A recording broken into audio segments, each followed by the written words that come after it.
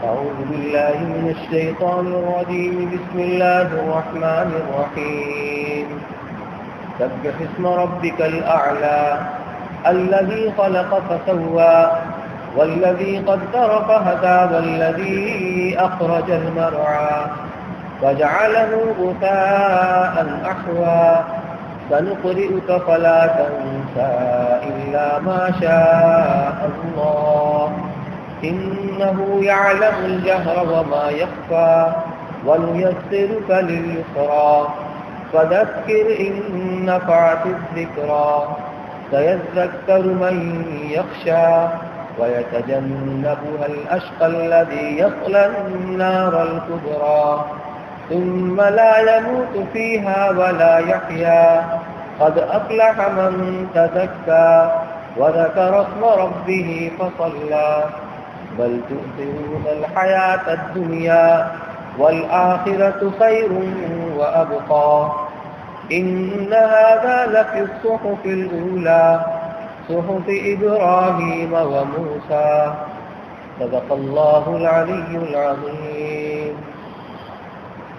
یہ سورہ اعلیٰ ہے اور یہ بھی مکہ میں نازل ہونے والی سورتوں میں سے ایک سورت ہے جس میں 1 رکوع اور 19 آیتیں ہیں. بسم اللہ الرحمن الرحیم. سبح اسم ربک الاعلی. آپ اپنے پروردگار عالی شان کی پاکی بیان کیجیے. تسبیح کہتے ہیں پاک رکھنے کو، اور اللہ تعالیٰ کی ذات عالی وہ تو ہر عیب سے پاک ہے. وہ پہلے ہی تمام عیوب سے، تمام نقائص سے جو اس کی جناب کے خیال شان نہیں ہے وہ اس سے پاک ہے. تو پھر پاک رکھنے کا مطلب کیا ہوا؟ یہاں مراد ہے اللہ تعالیٰ کی پاکی کو بیان کیجیے. خطاب براہ راست حضور صلی اللہ علیہ وسلم کو ہے، لیکن آپ کے ذمے میں تمام مسلمان اس کے مخاطب ہیں. اسی لیے رسول اللہ صلی اللہ علیہ وسلم نے اس سورت کے نازل ہونے کے بعد مسلمانوں کو یہ حکم دیا کہ اس کو اپنے سجدے کے اندر شامل کر لو. چنانچہ مسلمان جب نماز پڑھتے ہوئے سجدے میں جاتا ہے تو یہی تسبیح پڑھتا ہے سبحان ربی الاعلی، میرا پروردگار عالی شان کی ہر عیب سے پاک ہے. تو یہ ہے تسبیح. یہاں سے سورت کو شروع کیا گیا. اسم کے معنی نام کے آتے ہیں. اگرچہ اسم بولا گیا ہے لیکن مراد مسمى ہے، یعنی اللہ تعالیٰ کی ذات.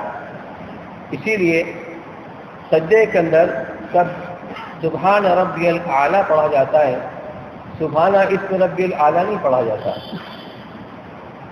اور خلاصہ کلام یہ ہے کہ اللہ تعالیٰ کی تعظیم و تکریم کی جائے، اس کی پاکی بیان کی جائے، اس کی تعظیم و تکریم کی جائے. اس کی تعظیم میں یہ بھی ہے کہ اللہ تعالیٰ کو ان ناموں سے پکارا جائے جو اس کے لیے بیان کیے گئے اسماء الحسنی. وَلِلَّهِ الْأَسْمَاءُ الْحُسْنَى. اللہ تعالیٰ کے بہت سے اچھے اچھے نام ہیں جو دنیا میں نام صفاتی نام، ان ناموں سے پکارا جائے. چنانچہ بعض الفاظ ایسے ہیں کہ مفہوم تو ایک ہوتا ہے لیکن وہ اللہ کے لیے اس کا استعمال کرنا مناسب نہیں ہے. اللہ کو کریم تو کہہ سکتے ہیں، سخی نہیں کہہ سکتے، حالانکہ دونوں کا مطلب ایک ہوتا ہے. لہذا ایسے ناموں سے اللہ کو پکارا جائے جو اس کے شایان شان ہے. دوسرا ایک مطلب مفسر نے یہ بیان کیا ہے کہ جس طرح سے نام رکھا جاتا ہے عبد الاعلی، عبد العظیم، عبد الکبیر، عبد الخالق، لیکن ہمارے معاشرے کے اندر یہ بگاڑ ہے کہ جب ہم نام لیتے ہیں تو اس سے عبد ہٹا دیتے ہیں، بغیر عبد کے نام لیتے ہیں. خالق کہتے ہیں، عظیم کہتے ہیں، کبیر کہتے ہیں. تو یہ چیز صحیح نہیں ہے، بلکہ یہ گناہ کی چیز ہے. پورا نام لینا چاہیے. عبد الرب، عبد الرب، اور صرف رب نام لیں تو کیسا لگے گا؟ تو اللہ تعالیٰ کے جتنے صفاتی نام ہیں اور ان ناموں کے شروع میں عبد یا عبید، عبید الرحمن، عبد الرحمن، جب لگا کر کے نام رکھا جاتا ہے تو عبد کے معنی اور عبید کے معنی دونوں کے معنی بندہ کے آتے ہیں. رحمان کا بندہ، خالق کا بندہ، عبد الغفار غفار کا بندہ. اب جب عبد کو ہٹا کر جب کسی کے اوپر بولیں گے تو یہ صحیح نہیں ہوگا، کیونکہ وہ اللہ کا صفاتی نام ہے. تو اللہ کے نام کی تعظیم و تقریم میں یہ بھی داخل ہے کہ جس کے اسماء الحسنی ہیں اس ناموں سے انہیں پکارا جائے، اور اگر اس کے نام پر عبد لگا کے جو عبید لگا کے کسی کا نام رکھا جائے تو جب نام لیا جائے تو عبد اور عبید کے ساتھ پورا نام لیا جائے. تو آپ اپنے پروردگار عالی شان کی پاکی بیان کیجیے. الذی خلق فسوی، وہ پروردگار آگے اس کے احسانات کا شمار ہو رہا ہے جس نے پیدا کیا. خلق کہتے ہیں بغیر کسی سابق مادے کے عدم سے وجود بخشنا. جو چیز معدوم تھی ہی نہیں، اللہ نے صرف کن کہا وہ چیز ہو گئی. تو جس نے اشیاء کو پیدا کیا، تمام کائنات، زمین، آسمان کی تمام مخلوقات، زمین کی تمام مخلوقات، ان کے درمیان کی تمام مخلوقات، زمین کے اندر کی ساری مخلوقات، پانی کے اندر کی، خشکی میں کی تمام مخلوقات، یہ تمام اشیاء کو اللہ نے پیدا کیا، فتح ہوا، اس کو ٹھیک ٹھیک بنایا. یعنی اللہ نے اگر انسان کو بنایا تو انسان کے مناسب جو اعضاء ہونے چاہیے تھے اللہ نے ویسے اعضاء بنائے. انسان اپنی ضروریات کے اندر جو اپنے اعضاء کے استعمال کرتا ہے، مثال کے طور پر ہمارے ہاتھ کے اندر جوڑ ہے، کیوڑی کے اندر جوڑ ہے، گٹے میں جوڑ ہے،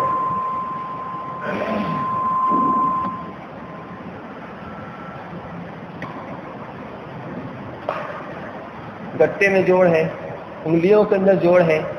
اگر موجودہ حالت میں انسان کی جتنے جوڑ ہیں اگر اس سے کچھ کم ہو جائے تو انسان اپنی ضروریات پوری نہیں کر سکتا. مثال کے طور پر ہماری ایک کیوڑی کے اندر اگر جوڑ نہ ہوتا تو کھانا کیسے کھاتے؟ نہیں کھا سکتے. ہم چیزوں کو پکڑتے ہیں، 5 انگلیاں ایک سائز کی نہیں ہیں، اسی لیے کہ ہم اس انگلیوں سے اپنے سارے مطلوبہ کام کو صحیح طریقے پر انجام دے سکیں. انگوٹھا چھوٹا ہے، سائڈ میں ہے.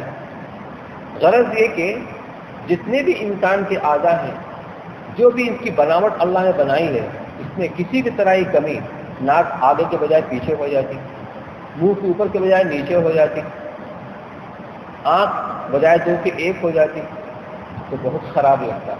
اسی طرح ہر جانور کو اللہ نے جو بنایا وہ ٹھیک ٹھیک بنایا، جو اس کی بناوٹ کا مقتضا تھا، جس طرح اپنی ضروریات پوری کر سکتا تھا. اب ہاتھ کے اندر جو ہتھیلی کا چمڑا ہے یہ ہر طرح کی سختی کو، کھردرے-پن کو برداشت کر لیتا ہے. ہم ہاتھ سے سارا کام کرتے ہیں. جو پیچھے کا چمڑا کھال ہے اگر یہ آگے ہوتی، آپ اندازہ کیجئے کوئی کام کر سکتے تھے. پیر کے نیچے کی جو کھال ہے، جو تلہ ہے، اس کو اللہ نے ایسا بنایا ہے ہم اس پر کود سکتے ہیں، چل سکتے ہیں، ہم نرم نرم راستوں کو برداشت کر سکتے ہیں. لیکن بجائے اس کے اوپر بھی کھال نیچے ہوتی تو چل سکتے تھے؟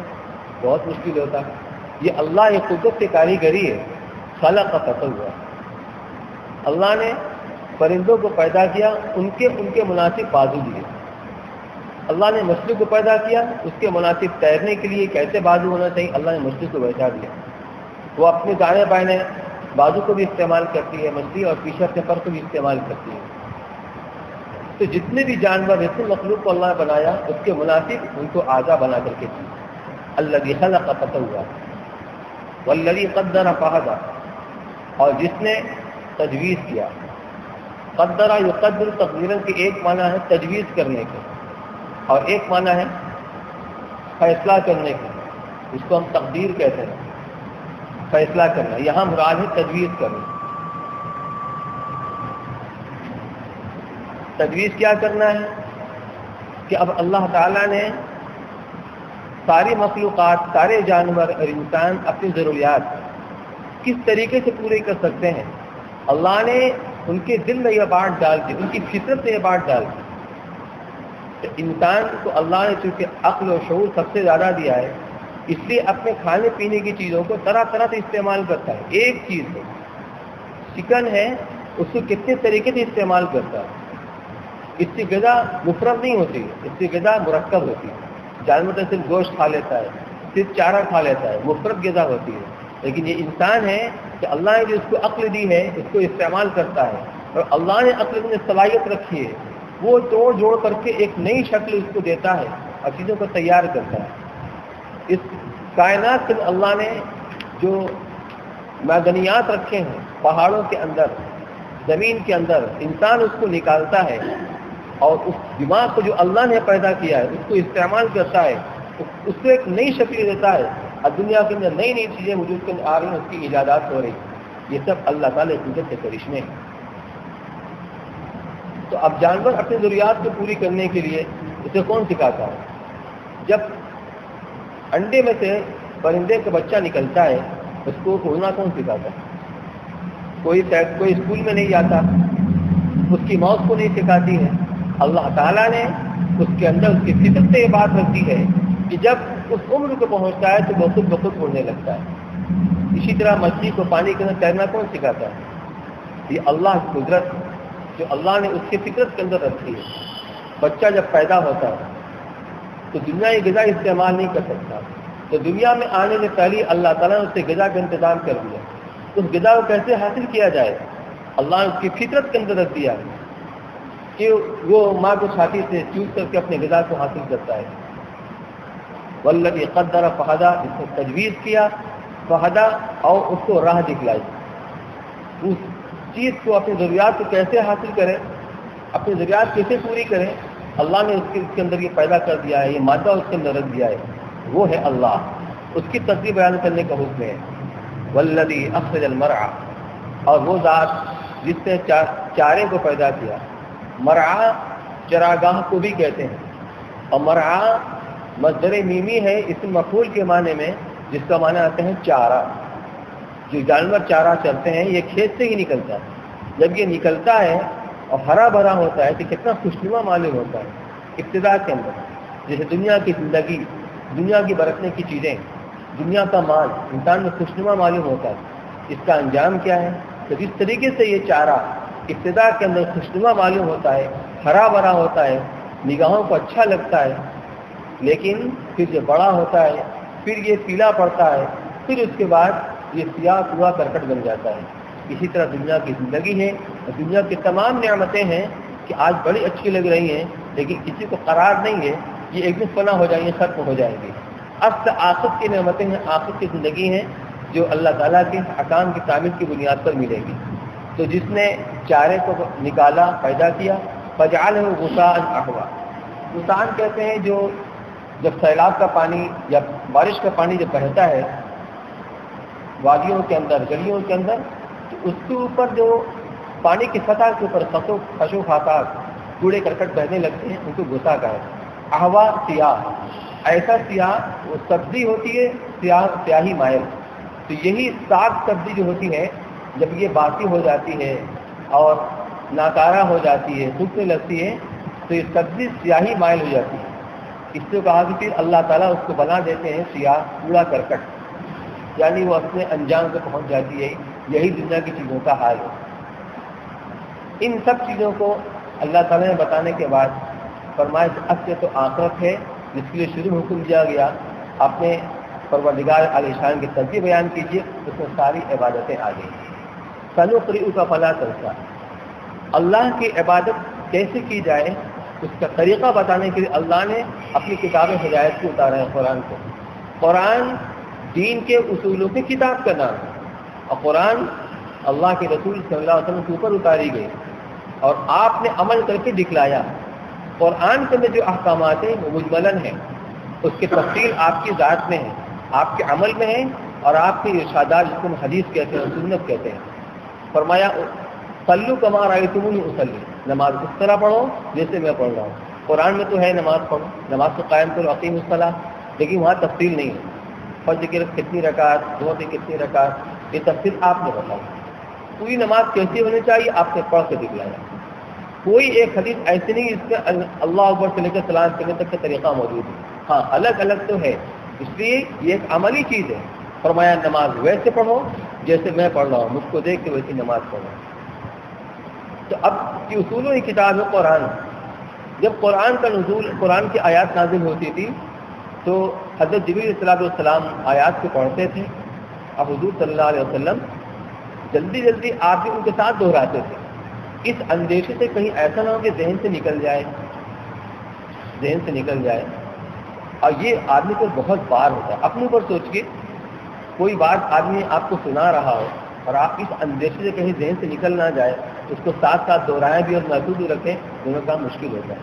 آدمی ایک وقت میں یکسوئی سے ایک ہی کام کر سکتا ہے، دو کام نہیں کر سکتا۔ تو اللہ تعالیٰ نے آپ کو منع فرمایا کہ اس سے آپ پر ڈبل بار پڑتا ہے، ان علینا جمعہ وقرآنہ لا تحرک به لسانک لتعجل به، آپ اپنی زبان کو حرکت نہ دیں، یعنی بار اس کو دہرائیں نہیں، ہمارے ذمے ہے اس قرآن کو آپ کے سینے میں جمع کرا دینا، یاد کرا دینا۔ ثم ان علینا بیانہ، اس قرآن کو پڑھوا دینا، آپ کے سینے میں جمع کرا دینا، پھر اس کو پڑھوا دینا اور پھر اس کے معنی مفہوم کو بیان کروا دینا، یہ ہمارے ذمے ہے۔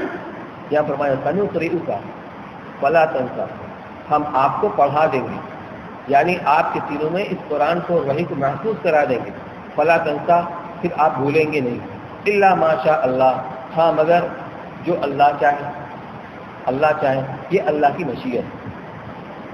یہ حوالہ دیا گیا جیسا کہ پہلے پارے کے اندر ہے، ما ننسخ من آیت او ننسیها نأتی بخیر منها، ہم کسی آیت کو منسوخ نہیں کرتے اور نہیں اس کو بھلاتے ہیں، لیکن اس سے بہتر لے آتے ہیں۔ وہاں پر مفسرین کرام نے جس کا مطلب بیان کیا ہے کہ جو آیات کے اندر نسخ ہوا ہے، ایک تو یہ نسخ ہے، نسخ کی شکل جس کی شریعت بعد میں آتی گئی وہ پچھلی شریعت کے واسطے ناسخ بن گئی۔ توریت جب آئی تو اس سے پہلے والی شریعت منسوخ ہو گئی، اب توریت یہی اللہ کا حکم ہے، یہی دین کی کتاب ہے اصولوں کی۔ پھر جب زمانہ آیا زبور کا تو توریت منسوخ ہو گئی، اب زبور کے اندر جو احکامات اللہ کے وہ چلیں گے۔ پھر جب انجیل نازل ہوئی تو اب زبور توریت دونوں کی دونوں منسوخ ہو گئی، اب انجیل چلے گی۔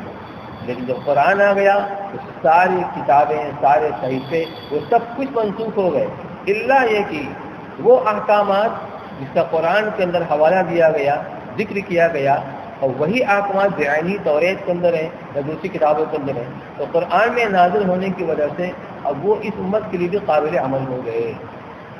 ایک تو نسخی ہے، ایک نسخی یہ ہے کہ قرآن کی آیات تو باقی رہتی ہے تلاوت اس کی، لیکن حکم منسوخ ہو جاتا ہے۔ جیسے اگر کسی کی بیوی کسی برائی کے اندر مبتلا ہو گئی، زنا کے اندر، تو پہلے حکم یہ تھا ان کو گھروں کے اندر قید کر دو، محبوس کر دو، نظر بند کر دو، گھر سے باہر نہ نکلنے دو یہاں تک کہ اسی میں ان کی موت آ جائے، یا اللہ تعالیٰ ان کے واسطے کوئی راستہ نکالے۔ راستہ نکلا، سورہ نور کے اندر مستقل آیات ہے کہ اگر ایسا حادثہ ہو جائے تو اس کے بارے میں حکم کیا ہے۔ تو آیات کی تلاوت باقی ہے، حکم منسوخ ہو گیا، حکم وہ ہے جو بعد میں آیا۔ اور ایک نقص یہ ہوتا ہے کہ آیات حضور صلی اللہ علیہ وسلم کے ذہنوں سے بھی اور صحابہ کے اندر سے بھی اس کو بھلا دیا جاتا ہے۔ اللہ کی یہی منشا، یہی مرضی ہے، اللہ حکیم ہے، ان کا کوئی کام حکمت سے خالی نہیں ہوتا۔ لیکن اس کی مثال ویسی نہیں ہے جیسے قانون بنایا جاتا ہے۔ ملک کی جو قوانین بنائے جاتے ہیں، کبھی حالات کچھ ہوتے ہیں تو ان حالات کے اعتبار سے ایک قانون بنتا ہے، لیکن بعد میں پیدا ہونے والے جو حالات اس سے مختلف ہوتے ہیں، اب وہ قانون کارگر نہیں ہوتا تو اس کے اندر تبدیلی کی جاتی ہے۔ قرآن میں ایسے نہیں، کیوں؟ کیونکہ انسان کل کیا ایسے حالات ہوں گے وہ جانتا نہیں، اور اللہ عالم غیب والشہادہ ہے، وہ سب جانتے آئندہ کیسے حالات پیدا ہونے والے ہیں۔ اس لیے اللہ تعالیٰ نے جب انسانیت کی ابتدا کی تو اس کے مطابق احکامات آئے، اور دھیرے دھیرے جیسے بھی انسانیت آگے بڑھتی چلی گئی تو ہر آسمانی کتابوں کے اندر کچھ نہ کچھ فرق تھا۔ اب یہ قرآن جو نازل ہوا ہے، اب یہ قیامت تک چلے گا، اس کے احکامات قیامت تک چلیں گے۔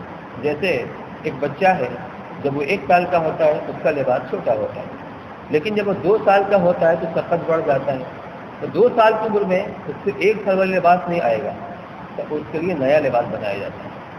پھر جب 5 سال کا ہو جاتا ہے تو وہ لباس کام نہیں کرے گا، تو اس عمر اور قد کے اعتبار سے اس کا لباس سلا جاتا ہے، یہاں تک کہ بڑھتے بڑھتے 33 سال کی عمر میں آدمی جوانی کو پہنچ جاتا ہے، اور 33 سال سے لے کر 40 سال کا زمانہ یہ بھری جوانی کا زمانہ ہے۔ اب 40 کے بعد سے بتدریج اب یہ نزول کی طرف، تنزلی کی طرف آتا ہے، جس کی اس کی طاقت ہے، اس کے دیکھنے کی طاقت، اس سوچ سمجھنے کی طاقت، اس کے پکڑنے کی طاقت، ہر چیز میں بتدریج کمزوری آتی رہتی ہے۔ لیکن 33 سال کی عمر میں جب یہ جوانی کو پہنچ جاتا ہے، اس کا قد جتنا بڑھ چکا ہوتا ہے اب مزید نہیں بڑھے گا۔ اب یہاں پر جو اس کو لباس دلا جائے گا یہ اپنے موت تک اس کو پہنچ سکتا ہے۔ تو قرآن جو جس زمانے میں نازل ہوا اب یہ قیامت تک کے واسطے یہی حکم چلے گا، یہی حکم چلے گا۔ تو فرمایا سنقرئک فلا تنسى، ہم آپ کو قرآن پڑھوا دیں گے پھر آپ بھولیں گے نہیں مگر وہ جو اللہ چاہے۔ انہ یعلم الجہر وما یخفی، وہ ظاہر کو بھی جانتا ہے اور مخفی چیزوں کو بھی جانتا ہے، اس کے علم سے باہر کچھ نہیں ہے۔ اس لیے کب کون سا حکم مناسب ہے اللہ تعالیٰ اس کے مطابق حکم دیتے ہیں۔ وَنُيَسِّرُكَ لِلْيُسْرَىٰ، اور ہم آپ کو آسان کر دیں گے، آسان شریعت کے لیے۔ شریعت کو آسان بنانا یہ مطلوب ہونا چاہیے عمل کرنے والے کے واسطے، تو شریعت اس کے احکامات کو آسان بنایا جائے تاکہ عمل کرنے والے کے لیے آسانی ہو، لیکن انداز بدل دیا گیا، ہم آپ کو آسان کر دیں گے آسان شریعت کے لیے۔ اس میں حکمت یہ ہے کہ آپ کی طبیعت ہی وہی بن جائے، جیسے ہم اور آپ فطری طور پر ہمارے میں تقاضا پیدا ہوتا ہے، جب بھوک لگتی ہے تو اندر سے تقاضا پیدا ہوتا ہے چلو کھانا کھاؤ، اب کام میں دھیان نہیں کرو۔ جب پیاس لگتی ہے تو اندر سے تقاضا پیدا ہوتا ہے چلو پانی پیو، پھر بھی آدمی تھوڑا بہت برداشت کر لیتا ہے، کام کے ضروری ہونے کی وجہ سے چلے کام نپٹالیں پھر کھانا کھائیں گے پھر پانی پیئیں گے۔ لیکن پیشاب کا تقاضا ہو جائے، پکانے کا تقاضا ہو جائے تو آدمی زیادہ برداشت نہیں کر سکتا، اندر میں ایک تقاضا پیدا ہوتا ہے۔ تو جس طرح بھوک اندر میں پیدا ہوتی ہے، تقاضا ہوتا ہے کھانا کھانے کا، پیاس اندر میں پیدا ہوتی ہے، تقاضا ہوتا ہے پانی پینے کا، اسی طریقے سے شریعت کے احکامات جو طبعی بن جائیں گے، طبعی بن جائیں گے، ہم آپ کے لیے آپ کی طبیعت بنا دیں گے۔ خلاصہ وہی ہے کہ اس شریعت کے احکامات کو آپ کے لیے آسان کر دیں گے، لہذا اس کو سمجھنا بھی آسان، اس پر عمل کرنا بھی آسان، اور اس کی تبلیغ کرنا یہ بھی آپ کے لیے ہم آسان کر دیں گے۔ فذکر ان نفعت الذکریٰ، لہذا آپ نصیحت کیا کیجئے لوگوں کو اگر یہ نصیحت نفع بخش ہو۔ یہاں اگر یہ اگرچہ شرط کے معنی میں ہے، لیکن یہاں پر شرط کے معنی میں استعمال نہیں کیا گیا ہے، یہاں پہ صرف یہ بتانا ہے کہ نصیحت نافع ہی ہوتی ہے، نقصان دہ نہیں ہوتی۔ جیسے کسی سے کہا جائے کہ اگر تم اپنے بچے کے باپ ہو تو اس کی ضروریات کو پورا کرو، اسکول جاتا ہے، مدرسے جاتا ہے، اس کی کتابیں، اس کی ضروریات، کھانے پینا، اس کا کپڑا لباس، تم باپ ہونا تو اگر تم بچے کے باپ ہو تو اس کی ضروریات کو پورا کرو۔ یہ مطلب نہیں کہ تم باپ نہیں ہو تو مت کرو، باپ تو ہو ہی، یہ تمہاری مستقل ذمہ داری ہے۔ اسی طرح سے فذکر ان نفعت الذکریٰ، نصیحت تو نافع ہوتی ہی ہر حال میں، وہ نقصان دہ نہیں ہوتی، لہذا آپ کا یہ کام ہے، آپ تبلیغ کا کام کرتے رہیے، آپ لوگوں کی نصیحت کرتے رہیے، کوئی مانے نہ مانے اس کا کام ہے، لیکن آپ کی ذمہ داری ہے مستقل نصیحت کرتے رہنا۔ سیذکر من یخشی، نصیحت وہ حاصل کرے گا، وہ قبول کرے گا جو اللہ سے ڈرنے والا ہے۔ حقیقت یہی ہے، قرآن نصیحت سب کے لیے، سارے عالم کے لیے، ھدی للعالمین، لیکن کہیں فرمایا ھدی للمتقین، تو مطلب وہی ہے کہ اس کے اندر، قرآن کے اندر اللہ نے صلاحیت رکھی ہے کہ ساری دنیا کے انسان اس سے ہدایت حاصل کر سکتے ہیں، لیکن پھر عملی طریقے پر ہدایت وہ لوگ حاصل کرتے ہیں جن کے اندر تقویٰ والی صفت ہوتی ہے، جو اللہ سے ڈرتے ہیں۔ اسی طرح جس کے اندر اللہ کا ڈر اور خوف ہوگا وہی نصیحت کی چیزوں سے نصیحت کو حاصل کرے گا۔ وَيَتَجَنَّبُهُ الْأَشْقَى، اور اس کو گریز کرے گا وہ شخص جو بدبخت ہو۔ کون بدبخت ہوگا؟ الَّذِي يَصْلَى النَّارَ الْكُبْرىٰ، مشرکین ہیں، منکرین ہیں، قرآن کو نہ ماننے والے، وہ بدبخت، وہ محروم۔ الَّذِي يَصْلَى النَّارَ الْكُبْرىٰ، جو داخل ہوں گے بڑی آگ میں۔ دنیا کی آگ کتنی بھی بڑی آگ ہو، کتنی بھی زبردست آگ اور خوفناک آگ ہو، لیکن آخرت میں جہنم کی آگ کے مقابلے میں چھوٹی ہے، اور جہنم کی آگ بڑی ہے، اس کا کوئی تصور نہیں ہو سکتا۔ تو داخل ہوں گے بڑی آگ میں، یعنی جہنم کے اندر، مراد قرآن کو نہ ماننے والے ہیں۔ ثم لا يموت فيها ولا يحيا، جب اس آگ میں داخل ہوں گے تو نہ تو مریں گے ہی۔ آدمی کے اوپر تکلیف جب آتی ہے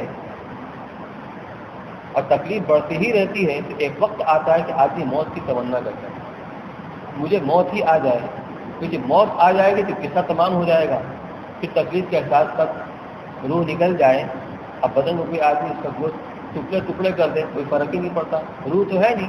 جب روح رہتی ہے تکلیف ہوتی ہے، تو موت آ کر ساری تکالیف کا خاتمہ کر دیتی ہے، وہاں موت بھی نہیں آئے، کیونکہ موت کو موت دی جا چکی ہوگی اس جہنم کے اندر۔ ثم لا يموت، نہ تو مرے ہی گا کہ قصہ تمام ہو جائے، ساری تکالیف کا خاتمہ ہو جائے، ولا یحییٰ، اور نہیں جیے گا۔ کیا مطلب؟ جیے گا تو صحیح، لیکن یہ وہ زندگی نہیں ہوگی جو آدمی چاہتا ہے، اس زندگی سے موت بہتر، زقوم ہے، اسی طریقے سے حمیم ہے، ماء حمیہ فقطع امعاءهم، کھولتا ہوا پانی ہے، جہنمیوں کا کشلہو ہے، سڑا ہوا خون ہے، پیپ ہے، یہ ساری چیز۔ تو ایسی زندگی کی کام کی جو موت سے بدتر ہو، تو لا یحییٰ یعنی خوش عیش زندگی نہیں جیے گا، مرغوب زندگی نہیں جیے گا۔ قد افلح من تزکیٰ، بامراد و کامیاب ہو گیا وہ شخص جس نے اپنا تزکیہ کر لیا، پاک کر لیا۔ زکوٰۃ کو زکوٰۃ اسی لیے کہتے ہیں کہ جب مجموعے مال میں سے زکوٰۃ کی رقم الگ کر کے مستحقین کو دے دی جاتی ہے تو باقی مال صاحب مال کے لیے پاک ہو جاتا ہے، تو گویا زکوٰۃ مال کی ملکوچیل ہے۔ اسی طریقے سے غلط عقائد، غلط عقیدے سے اور برے اخلاق جو قلبی اخلاق رذیلہ ہیں ان سے پاک کرنے کا نام تزکیہ ہے، جو اے اللہ خانقاہوں کے اندر اور ریاضات مجاہدات کے ذریعے سے اس کا تزکیہ کراتے ہیں، تو اس سے آدمی کے اخلاق رذیلہ یہ بدل کر اخلاق حمیدہ بن جاتے ہیں۔ پہلے حفظ ہوتی ہے دنیا کی، وہ صفت تھی، حفظ کی صفت تھی، لیکن اب کا تعلق بدل گیا، حفظ تو ہے، حفظ تو ہے، اس کا تعلق ہو گیا دینی اعمال سے، لاؤ یہ بھی کر لو، یہ بھی کر لو، حالانکہ عمل کی حیثیت نفل کی ہے، مستحب کی ہے، لیکن اس کو حفظ سے ہو سکتا ہے کہ اللہ تعالیٰ اسی پر ہمارا بیڑا پار فرما دے۔ تو یہ ہے تزکیہ، تو وہ شخص بامراد ہو گیا اور فلاحیاب ہو گیا جس سے تزکیہ کر لیا، جو پاک ہو گیا۔ وذکر اسم ربہ فصلی، اور اپنے رب کا نام لیتا رہا، نماز پڑھتا رہا۔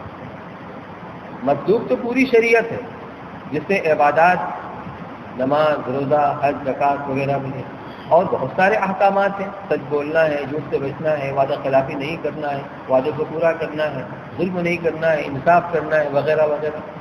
لیکن عبادات میں جو سب سے اہم عبادات ہیں وہ 4 ہیں توحید کے بعد، نماز، روزہ، حج، زکوٰۃ۔ ان عبادات میں بھی نماز کرے فہری سے، اس لیے اس کا ذکر کیا، مراد یہ ہے کہ وہ اللہ تعالیٰ کے حکموں کی تعمیل کرتا رہا، حکم شریعت سے چلتا رہا، تو اپنے رب کا نام لیتا رہا اور نمازیں پڑھتا رہا۔ اس میں ساری نمازیں چاہے فرض ہو، واجب ہو، سنت ہو، نفل ہو، نماز پڑھنے کا طریقہ ایک ہے، اللہ اکبر سے نماز کو شروع کیا جاتا ہے اور سلام پھیر کر نماز کو ختم کیا جاتا ہے۔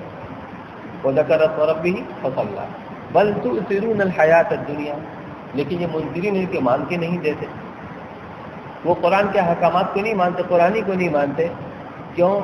بلکہ تم ترجیح دیتے ہو دنیاوی زندگی کو، دنیا کا نفع، دنیا کی لذتیں، دنیا کی چیزیں نقد ہیں، نظر آتی ہے صاحب، اس لیے آدمی اس کی طرف لپکتا ہے، اور آخرت یہ ادھار ہے، ہمارے سامنے نہیں ہے، لہذا اس سے بے پرواہ بنا رہتا ہے، غافل رہتا ہے۔ والآخرۃ خیر وابقیٰ، حالانکہ آخرت بدرجہ بہتر ہے اور ہمیشہ باقی رہنے والا ہے۔ مثال کے طور پر ایک آدمی سے کہا جائے دیکھو یہ ایک مکان ہے اور شاندار مکان ہے، کہ انسان جو کچھ چاہتا ہے اچھے عمدہ مکانات کے اندر وہ سارے راحت و آرام کے عذاب اس کے اندر مہیا ہے، لیکن اس سے کہا جائے کہ بس یہ 1 یا 2 مہینے کے لیے آپ کو دیا جائے گا، اس کے بعد آپ کو خالی کرنا پڑے گا۔ ایک مکان وہ ہے جو اتنا شاندار نہیں ہے، سیدھا سادہ مکان ہے، اس میں وہ ساری راحت و آرام کی چیزیں بھی نہیں ہیں، لیکن یہ کہا جائے کہ اس مکان کو اگر تم اختیار کرو گے، لوگے تو یہ مستقل اس کے مالک بن جاؤ گے، تو عقل مندی کا تقاضا کیا ہے؟ آدمی اسی مکان کو ترجیح دے کر ہو جس کا وہ مالک بن جائے اور اسی میں مستقل رہے، اس کو نکلنا نہ پڑے اس میں سے۔ فرمایا کہ آخرت تو ایسی بھی نہیں جو ہمیشہ ہمیشہ رہنے والی ہے، دنیا کی نعمتوں سے قدر جہاں بہتر، ایسا نہیں جس یہاں تقابل کیا گیا یہ نقد ہے وہ عمدہ ہے عالی شان ہے، نہیں، آخرت کی نعمت بھی عمدہ سے عمدہ ہے مگر جہاں بہتر ہے اور ہمیشہ باقی رہنے والی ہے۔ عقل مندی کا تقاضا کرے کہ آدمی اس کو اختیار کرے، لیکن یہ بیوقوفی ہے کہ اس کو چھوڑ کر آدمی دنیا کے پیچھے پڑا ہوا ہے۔ تو تم دنیا کی زندگی کو ترجیح دیتے ہو، حالانکہ آخرت بدل جہاں بہتر اور پائیدار ہمیشہ باقی رہنے والی ہے۔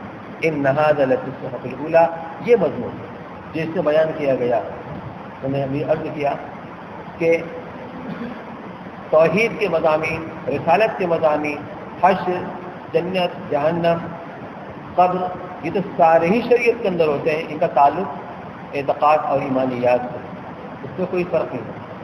احکامات جو شرعی ہوتے ہیں، فروعی احکامات، اس کے اندر کچھ فرق ہوتا ہے۔ تو یہ مضمون ان هذا لفی الصحف الاولی، پہلے صحیفوں کے اندر بھی ابراہیم علیہ السلام کے صحیفے دیے گئے 10 صحیفے، حضرت موسیٰ علیہ السلام کو توریت کے نازل ہونے سے پہلے صحیفے دیے گئے، ان کے اندر بھی صحف ابراہیم و موسیٰ، یعنی ابراہیم اور موسیٰ علیہ السلام کے صحیفوں کے اندر۔ اس کا خلاصہ یہ بس کہ آدمی اس دنیا کی زندگی میں اپنی آخرت کو فراموش نہ کرے، کہ ہر وقت یہ دیکھتا رہے کہ ہماری آخرت تیار ہو رہی ہے یا اس کی طرف سے کوتاہی ہو رہی ہے۔ تو کوتاہی سے بچنا ہے اور اس کی تیاری میں لگنا ہے، کیونکہ ایک نہ ایک دن ہمیں مر کے آخرت ہی میں جانا ہے۔ اللہ تعالیٰ ہم سب کو اس کی توفیق نصیب کرے۔ سبحان اللہ بحمدہ، سبحان اللہ، نشہد ان لا الہ الا اللہ۔